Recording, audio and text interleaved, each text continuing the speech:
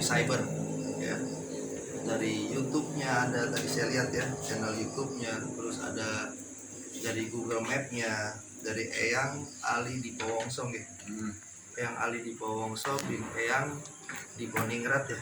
Di Poningrat, bin Eyang Pangeran Diponegoro, bin Eyang Hamengkubuwono ketiga, bin Eyang Hamengkubuwono kedua.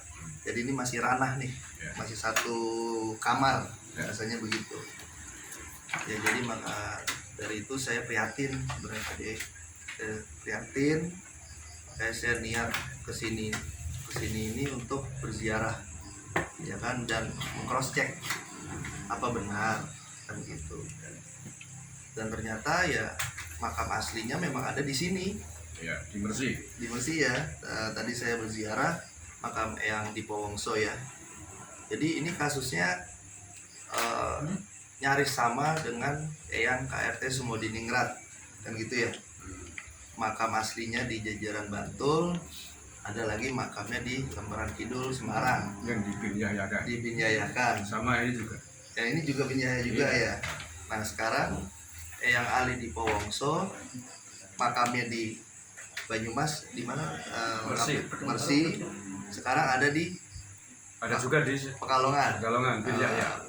Itu jadi ada dua nih, jadi nyaris sama ini, gitu. Tadi waktu ziarah di makamnya Ya. Eyang Ali di Powongso ketemu siapa ya? Saya ditemani sama beberapa kerabat dari Banyumas kerja, dan saya diberi keterangan yang sangat jelas dan sangat valid dari ahli keluarganya juga gitu. Jadi saya nggak habis pikir sebenarnya. Ada pengklaiman, tetapi yang diklaim ini anak cucu turunannya masih ada. Nah nanti anak cucu turunannya nggak diakui nih, yang diakui malah yang mengaku-ngaku. Ini kalau menurut saya suatu tindakan yang memalukan kali ya. Pemotongan sejarah. Iya, pengaburan sejarah. Dari keterangan keluarga di makam Eyang Ali di Powongso tadi, Ya, yakin benar bahwa itu yang Mbah Ali di Powongso yang asli memang di situ. iya, memang asli di situ, Di Mersi. di Mersi itu, dan memang dari dulu emang di situ.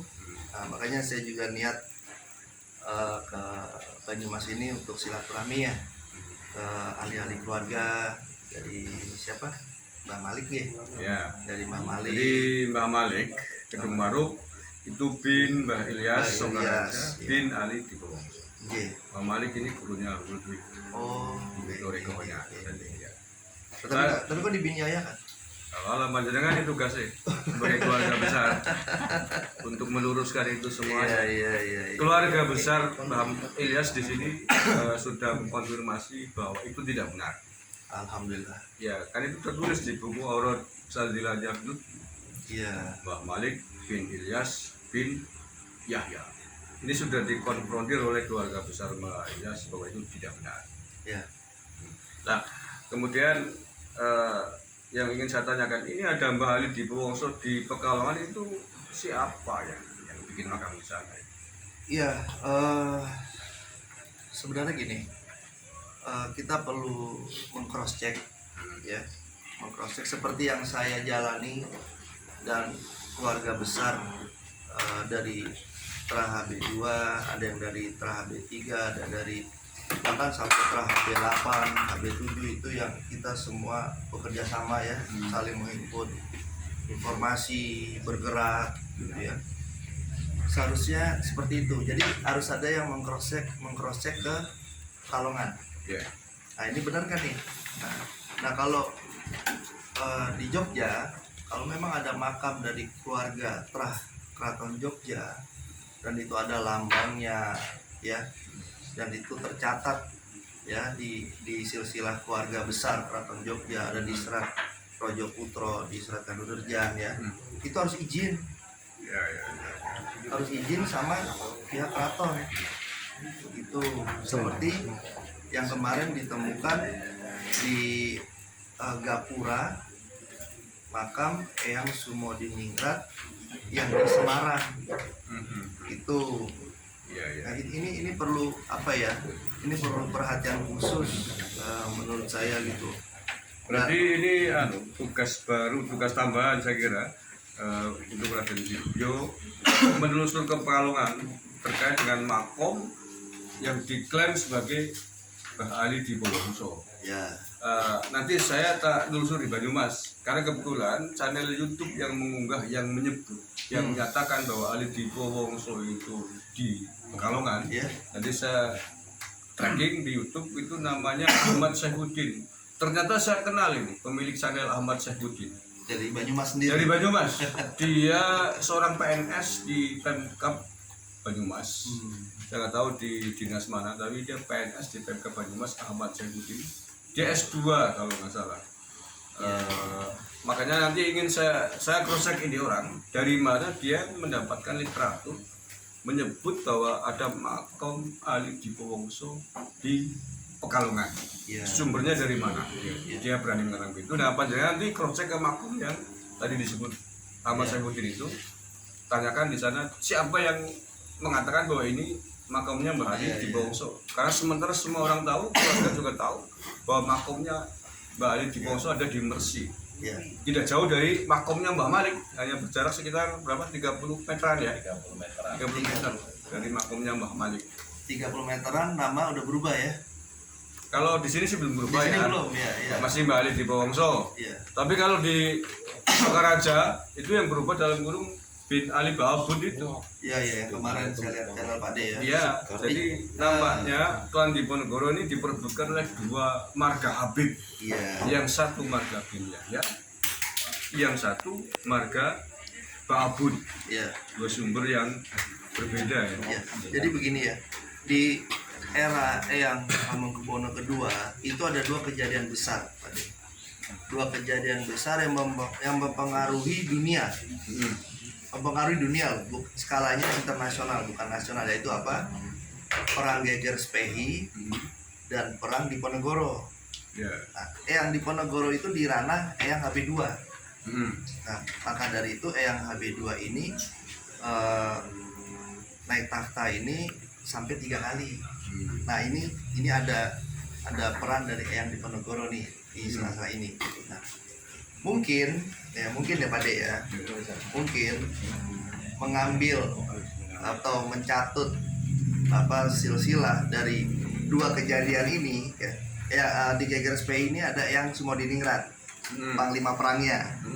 Nah, di perang Diponegoro ini ada Pangeran Diponegoro, ada anaknya kan gitu, ada ininya. Nah, mungkin ini supaya terkesan yang mencatut ini berpengaruh bagi Nusantara. Ya. Nah, berpengaruh besar, berperan banyak untuk Nusantara. Kan gitu. Untuk keluarga mereka. Ah, iya. Jadi ada kemungkinan ada mengambil untung sepihak ya. Lem sepihak. Nah, menurut saya ini hal yang sangat memalukan. Kenapa? Banggalah terhadap leluhur kalian sendiri. Ya. Banggalah gitu loh. Seburuk apapun leluhur kalian, itulah leluhur kalian. Nggak usah mengaku-ngaku dari leluhur yang lain. Kan gitu. Ya. Itu satu. Kedua, nah, apabila dari terah Eyang Dipowongso ya, atau Eyang Diponegoro, apabila belum ada yang mempunyai kekancingan dari Keraton Jogja, silakan mengurus kekancingan itu, silsilah ya, silsilah resmi yang dikeluarkan dari Keraton Jogja ya.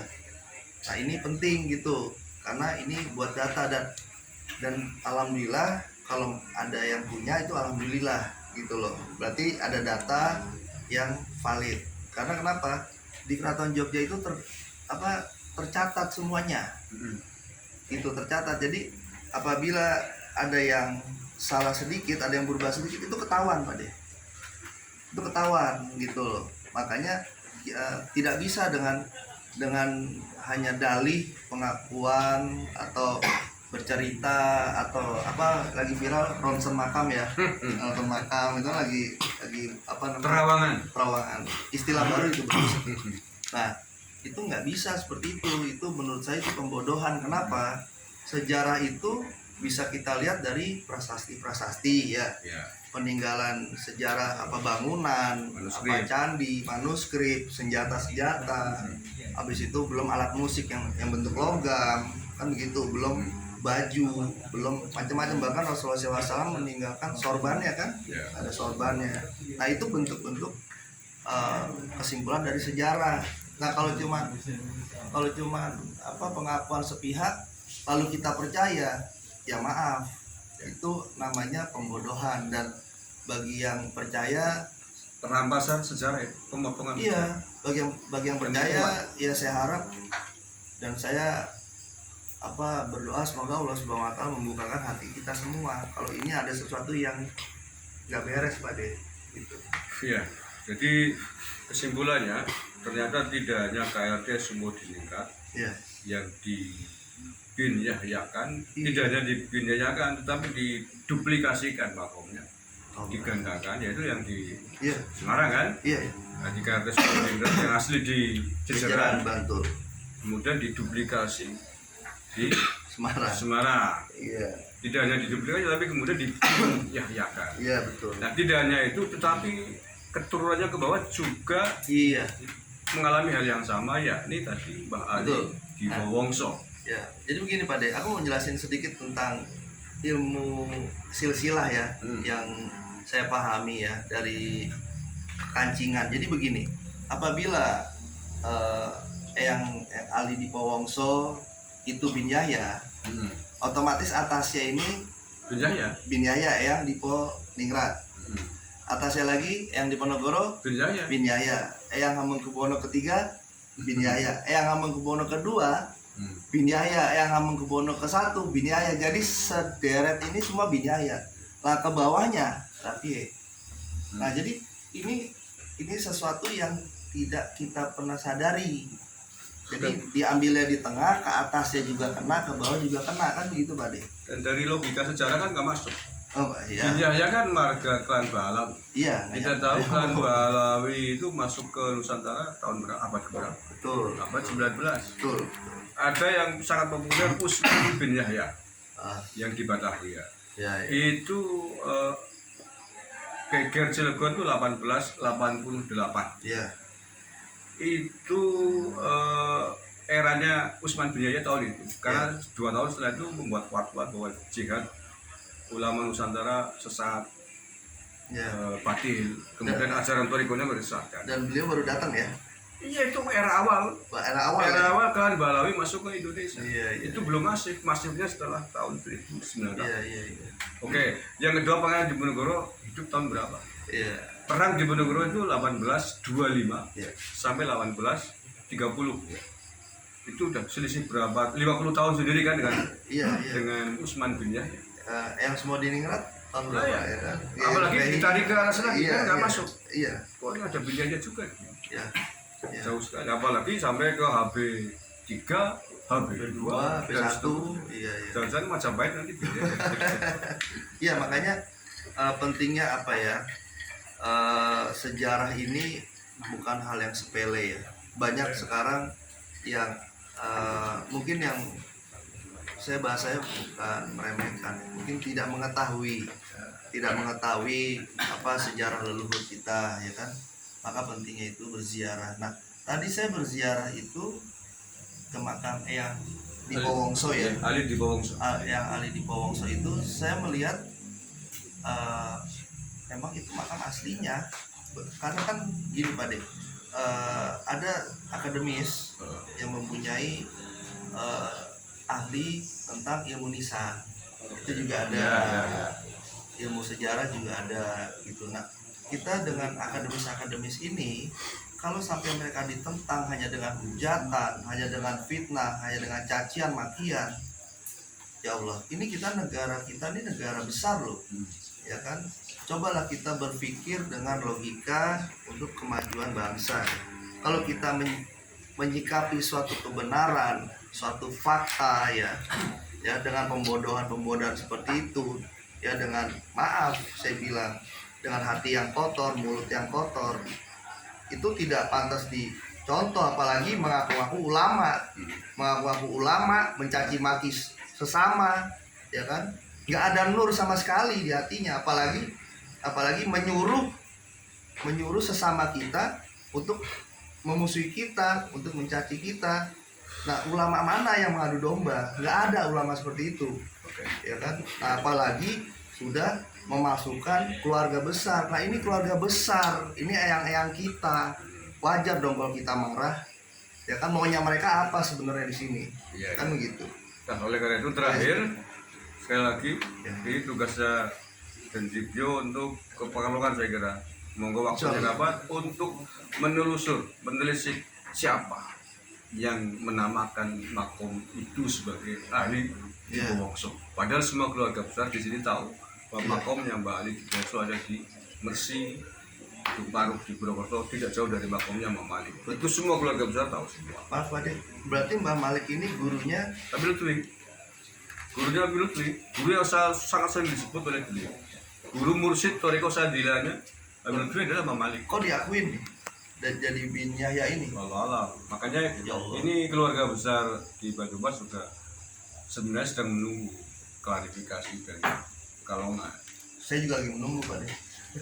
Bagaimana ceritanya Mbah Malik bin Ilyas menjadi bin Yahya? Ya Allah. Nah, ini belum ada sampai saat ini ya sudah 2 minggu berjalan Ya. belum ada klarifikasi dari Ya Allah. Kalongan. Ini di luar kasus yang di Sukaraja yang di bin Babutkan. Jadi Mbak Ilyas di bin 2 Habib, satu bin Yahya, satu bin Iya. Babut. Biasanya instruksinya dari siapa, yang menjalaninya siapa Nah itu gitu Pak makanya De. perlu ditelisik. Kalau yang bin Babut sudah kelacak, yang nyuruh atau yang cerita adalah apa? Soebul Faraj katanya. Soebul Faraj, Robito Fatimiyah Jakarta. Saya sudah lacak, saya sudah nemu orangnya. Ternyata orang cukup kontroversial juga, yang namanya Soebul Faraj ini. Satu saat nanti akan saya hubungi, mudah-mudahan bisa tersambung. Nekat ya. Nah kalau yang bin Yahya jelas sumbernya Iya, Kalongan, iya, karena iya, itu iya. dibuka aurat Iya, iya. tarikat Sadilanya Bu. Iya, iya.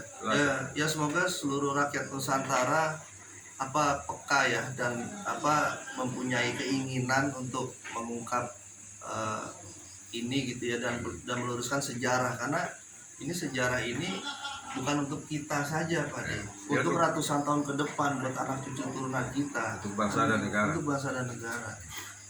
Itu Pak De. Oke, terima kasih dan Iya, Dibyo atas semua ceritanya, semua perjuangannya, mudah-mudahan sukses Amin, insyaallah Pak De. dan kita sama-sama berjuang lah. Iya, sama-sama Bahwa Pak De. sejarah bangsa dan negara harus kita jaga, tidak boleh kita biarkan siapapun memotong sejarah. Iya, Karena ada pepatah mengatakan jangan sampai kepaten obor. iya, betul. Karena sejarah itu adalah landasan untuk kita bergerak ke masa depan. Iya. Kalau obornya mati ke masa depannya Iya. kita nggak Gelap. bisa melihat gelap.